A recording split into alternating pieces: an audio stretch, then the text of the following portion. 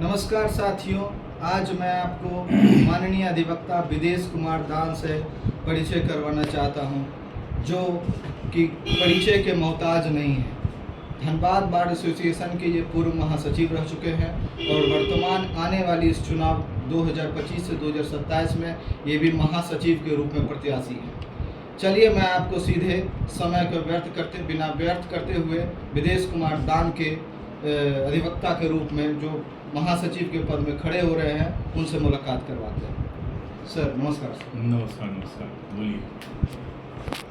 Sir, इस बार आप महासचिव के रूप में प्रत्याशी के रूप में खड़े हो रहे हैं सर, तो पहले से सर छोटा सा बता दीजिए सर, अपना परिचय बताइए कि आप कैसे सर अधिवक्ता बने, कहाँ से LLB की पढ़ाई किए और क्या क्या चुनौतियाँ का सामना करना पड़ा सर आपको।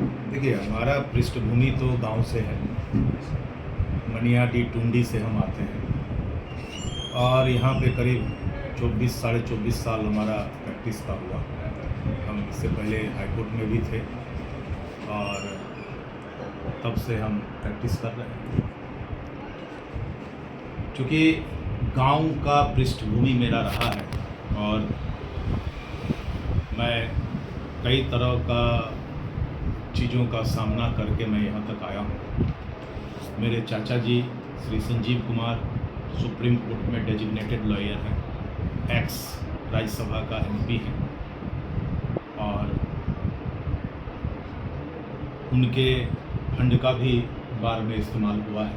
जब मैं 16 से 18 कार्यकाल में महासचिव चुने गए थे और भारी बहुमत से चुने गए थे और धनबाद बार को मैं अच्छी तरह से जानता हूँ।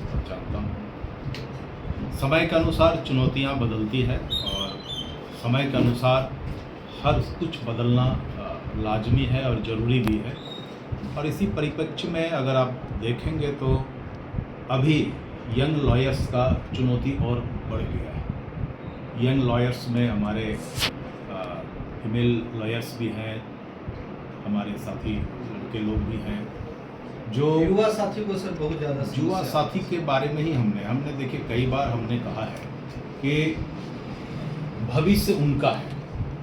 बिल्कुल ठीक है, भविष्य उनका है और उनके भविष्य के लिए अगर बार या हम लोग अगर कुछ नहीं करते हैं तो इतिहास हमें कभी माफ नहीं करता। आने वाले समय में कई तरह चुनौतियों के साथ और भी समय बदलेगा और उस हिसाब से अगर हम लोग बाहर को उस हिसाब से अगर ढाल नहीं पाए तो ये एक बहुत बड़ी गलती होगी।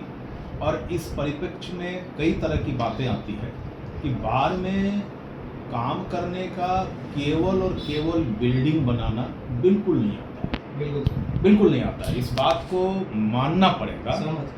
तो हमारे युवा साथियों को ध्यान में रखते हुए बार का फ्यूचर का प्लानिंग होना चाहिए, जो बिल्कुल 4 साल से तो नहीं हुआ।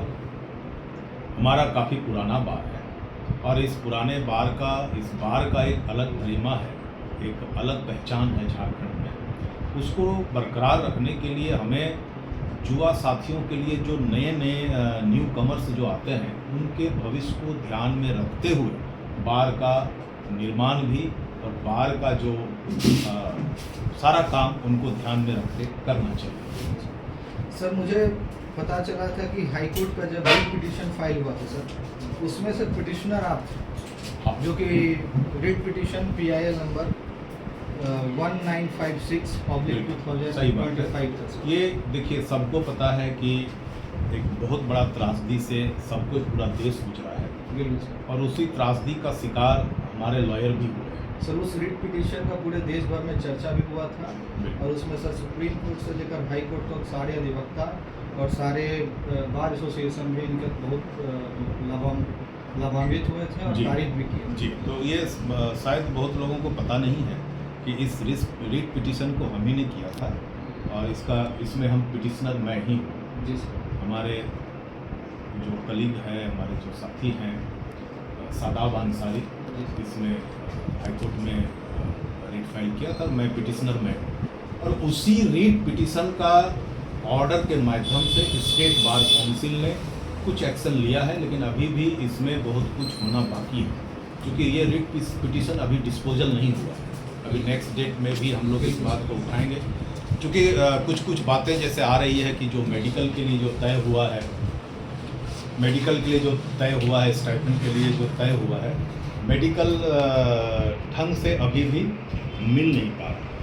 कई इस तरह की बातें आई है कि हमारे एक साथी को कैंसर डिटेक्ट हुआ जो मुंबई में इलाज करा रहे हैं, उनको शायद इसका लाभ नहीं मिल पाया। तो यदि ऐसी परिस्थिति में अगर नहीं मिल पाता है तो ये तो अच्छी बात नहीं है।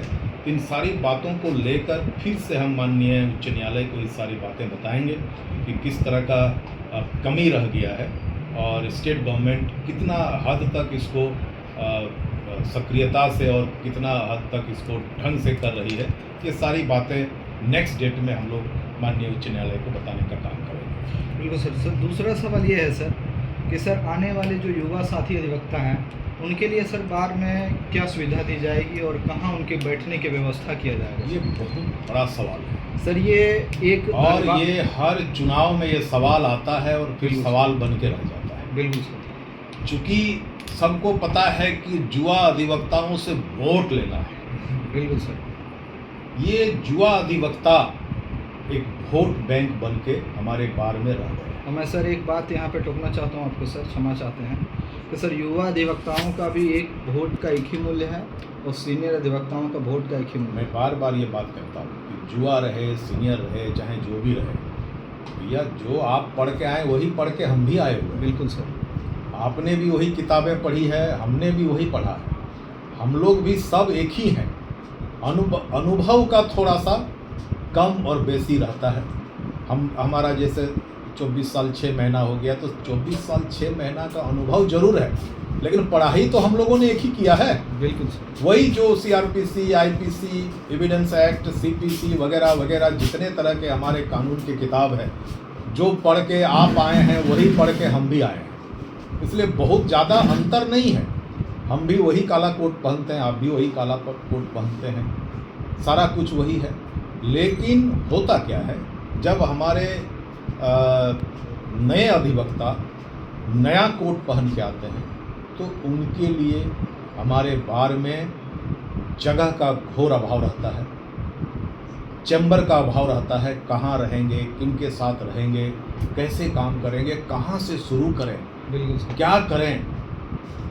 ये हम भी उस दौर से, उस रास्ते से गुजर चुके हैं। हर अधिवक्ता उस रास्ता से गुजरता है। कहाँ से शुरू करें, कैसे करें भाई, किसके पास जाएं जो थोड़ा हमें बता दे, थोड़ा कुछ गाइड करे, कुछ उत्साह दे, कुछ साहस दे। इसकी कमी है, इसको मानना पड़ेगा। प्रत्येक बार में इसकी कमी है। बिल्कुल। लेकिन जहाँ तक हमारी धनबाद बार एसोसिएशन एक बड़ा बार है, बहुत बड़ा बार है, स्टेट का एक बहुत बड़ा बार धनबाद बार एसोसिएशन है। इसमें लोग बहुत उम्मीद और बहुत आशा के साथ लोग यहाँ आके जुड़ते हैं। ये कोयलांचल है और इस कोयलांचल में वकालत का भी एक अच्छा स्कोप है, इस बात को मानना पड़ेगा। बिल्कुल। लेकिन नए दौर में और नए समय के हिसाब से अब बहुत कुछ बदला। उस हिसाब से हम अधिवक्ताओं को भी बदलना पड़ेगा। अब डिजिटल जमाना हुआ तो डिजिटल रूप से बार को सुसज्जित करना चाहिए। डिजिटलकरण होना बहुत जरूरी है। और जितने तरह के पूरे देश में जो जजमेंट आता है, जो माननीय हाई कोर्ट का, माननीय सुप्रीम कोर्ट का जो जजमेंट आता है, जो ऑब्जर्वेशन आता है, वो सारा बार में उपलब्ध होना चाहिए और उसका डिजिटलकरण के माध्यम से होना चाहिए। हमारे नए अधिवक्ता रहे चाहे पुराने अधिवक्ता रहे, हम लोगों को तो ज़िंदगी भर पढ़ना है। जी। ये तो नाता कभी छूटेगा नहीं हम लोगों का। हम वकीलों का किताबों से कभी नाता छूटने वाला नहीं है। मरते दम तक आपको पढ़ना है। बिल्कुल। ठीक है। तो उसके लिए अपने आप को तैयार करने के लिए बार को एक सुसज्जित और एक सोफिस्टिकेटेड लाइब्रेरी का होना बहुत जरूरी है। जबकि इस मूलभूत चीज़ों को छोड़कर हम लोग कुछ ऐसी चीज़ों पर चले जाते हैं जिससे हम अधिवक्ताओं के लिए बहुत माने कन्फ्यूजन वाली बात हो जाती है। ये बार है न कुछ और है। ये वकीलों के लिए एक बार है, एक संगठन है, न कुछ और है।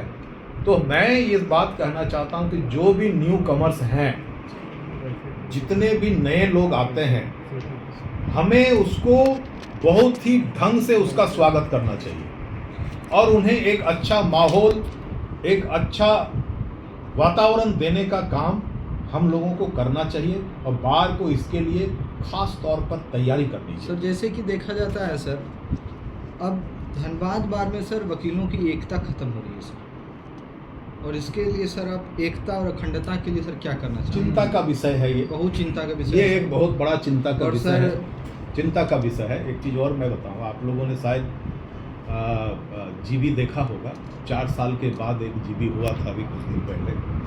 उस जीबी में हमने भी चिंता जाहिर किया था कि उस जीबी में जुआ अधिवक्ताओं की और हमारे जो माननीय सीनियर्स हैं जिनसे बार का परिचय बनता है, उनसे बार का परिचय बनता है कि फलाना बाबू जो हैं धनबाद बार से हैं, उन्हें वैसे लोगों की उपस्थिति एकदम ना के बराबर था। ये बहुत बड़ा चिंता का विषय है। जब भी जीबी होता है तो जीबी में आप देखिएगा कि जो भी सीनियर्स हैं उनकी उपस्थिति कम होती है, उनका इंटरेस्ट कम होता है। इसका कारण वो नहीं है, इसका कारण हमारा संगठन है, हमारे वर्तमान या जो भी अध्यक्ष, महासचिव या जो भी पदाधिकारी रहते हैं, उनके लिए माहौल बनाने में बहुत बड़ी बिल्कुल जिम्मेवारी है। असफल है। उन्हें लगता नहीं है कि हम वहाँ जाएंगे तो हमारी जो मान सम्मान है बरकरार रह पाएगा कि नहीं रह, इसलिए सर- वो आते नहीं हैं। हम चाहेंगे कि जब भी बार का जीबी हो, एक ऐसे माहौल बने, एक लगे कि ऐसे आनंद फानन में जीबी, ऐसे 2-4 कुर्सी लगा दिया, ऐसे ही कुछ कर दिया, तो एक साउंड बॉक्स लगा दिया, साफ सफाई का घोर अभाव, माहौल नहीं है, हंगामा हो जाता है, हंगामा का भेंट चढ़ जाता है, तो ये हमारे बार के भविष्य के लिए अच्छा संकेत नहीं माना जा सकता। सर धनबाद बार एसोसिएशन को आप सर साफ और स्वच्छ और बिल्कुल। सर स्मार्ट कैसे बनाइएगा सर? यही तो होना चाहिए। पहला काम तो साफ सफाई, अच्छा शौचालय, अच्छा पुस्तकालय, एक लाइब्रेरी, जो सबसे बड़ा ज़रूरत चीज़ है हम वकीलों के लिए, वही तो होना और चाहिए। आजकल और सर आधुनिक युग में सर वही तो वाईफाई- चाहिए, वही तो चाहिए। मॉडिफाई बिल्कुल होना सर। चाहिए, एक मॉडल पुस्तकालय होनी चाहिए, जो नहीं हो पा रहा है। इन सब चीज़ों को छोड़कर हमारा जो पैसा है, जो सारे वकीलों का पैसा है, वो किसी और फंड में और किसी दूसरे चीज़ों में खर्च कर दिया जाता है। बिल्कुल सर। सर महिला अधिवक्ताओं को सर आप क्या करना चाहेंगे? महिलाएं कैसे हमारी- उनकी सर महिलाएं प्रैक्टिस हमारी आगे बढ़ेगी सर? बड़ी बात है कि ये देखिए, महिलाएं घर से निकल के, और सिर्फ धनबाद टाउन का तो वो है नहीं, बिल्कुल सर। 50-50 किलोमीटर से वो लोग भी आती है। सर ये धनबाद बार एसोसिएशन बहुत बड़ा है सर, बहुत बड़ा और है। बहुत इसका बहुत फैला हुआ है, बहुत बड़ा फैला हुआ फैला है। हुआ आप है। चिरकुंडा तो चले जो जाइए। महिलाएं आती हैं कहीं बिल्कुल। दूर दूर से 25 किलोमीटर, 30 किलोमीटर, 40 किलोमीटर से लोग भी आते हैं। और मैं आपको दावे के साथ कह सकता हूँ कि उनका भी प्रैक्टिस कम नहीं है, बिल्कुल सर। उनका भी प्रैक्टिस करने का शैली कमज़ोर नहीं है, वो भी कमज़ोर बहस नहीं करती है, लेकिन उनको निश्चित रूप से वो माने एक समानता का भाव का अभाव है।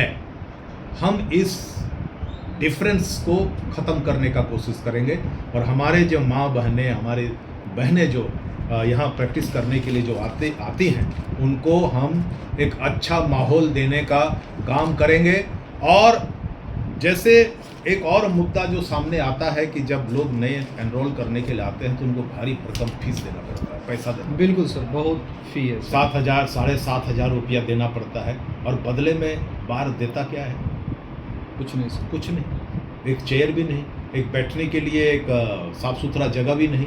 तो इस पर भी हम चिंतन करेंगे, इस पर भी विचार करेंगे कि ये जो राशि है कम से कम हो, और कम से कम राशि लेके उनका एफिलिएशन होगा, उनको एनरोल्ड करेंगे हम लोग, और उनको सम्मान से और उचित जगह देने का हमारा प्रयास रहेगा। सर जैसे कि अधिवक्ताओं का सर देखा जाता है कि सर फेस्टिवल में उनका बहुत दिक्कत होता है। बहुत दिक्कत फेस्टिवल के लिए सर भारत में सबसे बड़ी त्यौहार 2 त्यौहार है सर, दुर्गा पूजा और होली।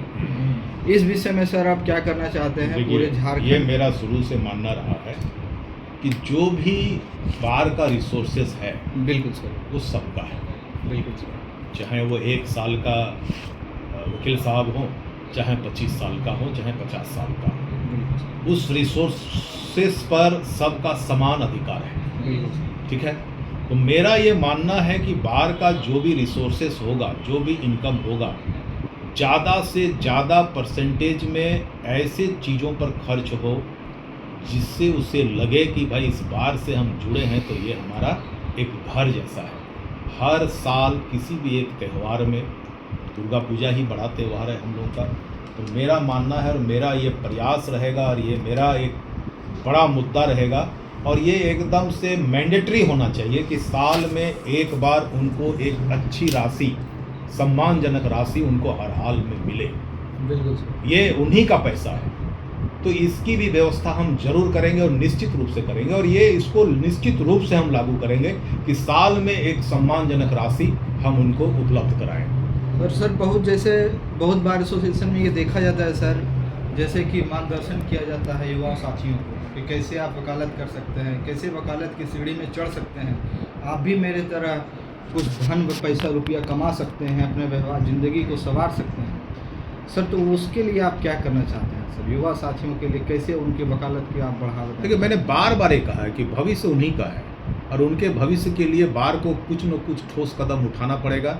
और मैं कहना चाहूँगा कि प्रत्येक साल जो नए लोग आते हैं, नए अधिवक्ता के रूप में जो हमारे यहाँ शामिल होते हैं, बार को उनके लिए स्पेशल तैयारी करनी चाहिए। उनका स्वागत जो है बहुत भव्य तरीके से होना चाहिए। बिल्कुल सर। और उनके लिए जगह का भी हमेशा कुछ न कुछ व्यवस्था दिल्ली करना। जैसे बड़े शहरों और बड़े बार एसोसिएशन में सर ये प्रोग्राम किया जाता है कि नए साथी युवा अधिवक्ता के लिए एक प्रोग्राम रखा जाता है और जो नए सदस्यता ग्रहण करते हैं उनको सम्मानित करके उन्हें आप बाबू सर्टिफिकेट ऐसा दिया है ना कि धनबाद और दिल्ली में अब ज़्यादा दूर नहीं है। बिल्कुल सर। ठीक है, धनबाद और दिल्ली में चाहे और भी सुप्रीम कोर्ट में और धनबाद सिविल कोर्ट में बहुत ज़्यादा दूरी नहीं है।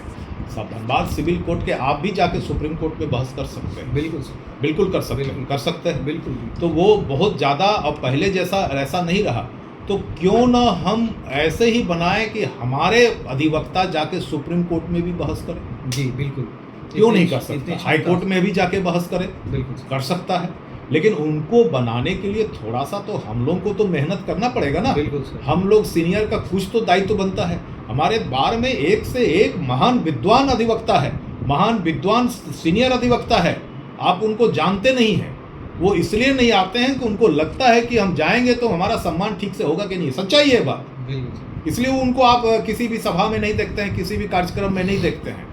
अगर मैं आता हूं तो मैं आप लोगों से ये एकदम निश्चित तौर से हम घोषणा करना हम चाहते हैं कि अगर हम आते हैं तो ऐसे माहौल बनेगा कि जितने भी नए अधिवक्ता आएंगे, हमारे जो सीनियर, जो हमारे विद्वान हैं, उनके माध्यम से आप लोगों को, हमारे जो जूनियर्स हैं, हमारे न्यू कमर्स हैं, उनको ट्रेनिंग दिलाने का हम काम करेंगे और वो देने के लिए तैयार भी है। अब एक से एक महान अधिवक्ता ही यहाँ है, क्रिमिनल में, सिविल में, सभी मामले में, सभी मैंने विभाग के एक से एक महान अधिवक्ता हमारे यहाँ उपलब्ध है। अभी मैं किसी एक दो का नाम लेके ये नहीं करना चाहता हूँ, ऐसे दर्जनों हमारे महान अधिवक्ता हैं जिनको हम लाइट में लाना चाहते हैं और उनसे हम फायदा लेना चाहेंगे। बिल्कुल सर। और उनका फायदा लेने में बहुत फायदा है। उनकी सर वकालत की प्रैक्टिस अगर सहायता मिल जाती है तो बिल्कुल मिलेगा। हम उनको प्रोत्साहित करेंगे, उनसे रिक्वेस्ट करेंगे, उनसे मैंने प्रार्थना करेंगे तो निश्चित रूप से वो आएंगे। क्यों नहीं आएंगे? बिल्कुल सर। वो आने के लिए तैयार है, हम लोग ला नहीं पा रहे हैं। चलिए सर, हम लोग प्रार्थना करते हैं सर ईश्वर से और हमारा टारगेट यही है। मैं आपसे कंक्लूजन में यही कहना चाहूँगा बिल्कुल सर कि एक बार का जो असली काम है, बिल्कुल सर, एक बार का जो असली काम है वो काम बार में हो। बिल्कुल सर, वो काम बार में हो, सीनियर को सम्मान मिले, उनके डिग्निटी के हिसाब से उनको सम्मान मिले। अच्छा। उनके सम्मान के कमी में सम्मान में किसी तरह का कोई कमी नहीं हो। हमारे और भी जो अधिवक्ता हैं उनको जो है कहीं असुरक्षा का भावना नहीं हो।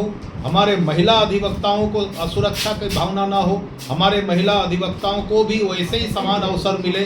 हमारे और भी जो साथी नए अधिवक्ता जो आएंगे उनके लिए एक अच्छा माहौल बने। ये है बार का मूल काम।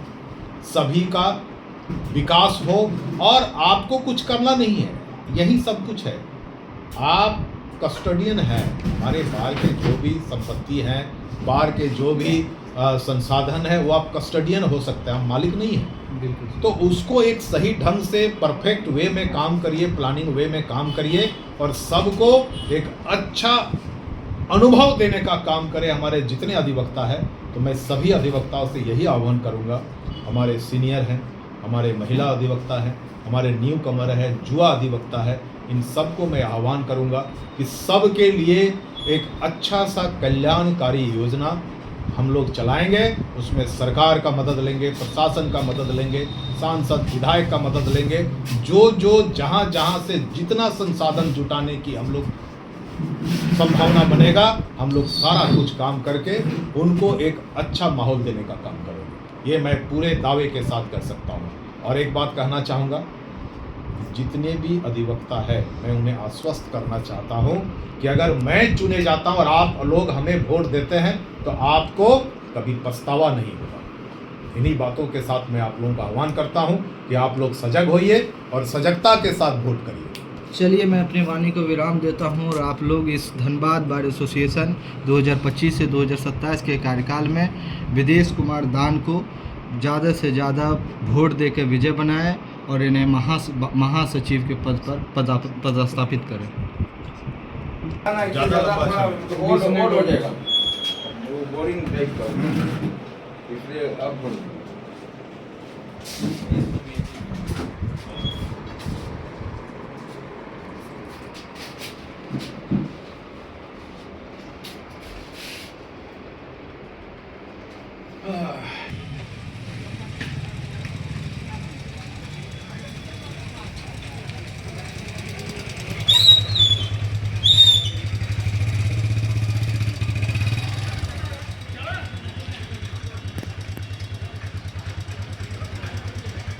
हम्म।